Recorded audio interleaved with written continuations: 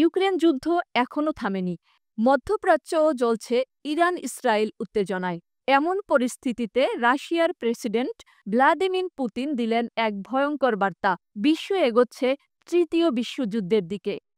২০ June Saint Petersburg আন্তর্জাতিক অর্থনৈতিক ফোরামে দেওয়া বক্তব্যে পুতিন বলেন, বিশ্বজুড়ে সংঘর্ষের আশঙ্কা ভয়াবহ রূপ নিচ্ছে। আমরা বৈশ্বিক যুদ্ধের সম্ভাবনায় গভীরভাবে উদ্বিগ্ন। তিনি সরাসরি অভিযোগ করে বলেন, ন্যাটো জোট রাশিয়ার নিরাপত্তা উপেক্ষা করছে এবং পশ্চিমারা তাদের আধিপত্যবাদী মানসিকতা চাপিয়ে যাচ্ছে। অন্যদিকে মধ্যপ্রাচ্য নিয়ে পুতিনের ভাষ্য ছিল আরও স্পষ্ট। তিনি বলেন, ইসরায়েল যদি সত্যিই আয়াতুল্লাহ খামেনিকে হত্যার চিন্তা করে, তবে তা হতে পারে ভয়ঙ্কর এক বিপর্যয়ের সূচনা। পুতিন জানান, মার্কিন প্রেসিডেন্ট ট্রাম্প তাকে আশ্বস্ত করেছেন ইরানের বুশহর পারমাণবিক স্থাপনায় কর্মরত রুশ নাগরিকদের নিরাপত্তা নিশ্চিত করবে যুক্তরাষ্ট্র।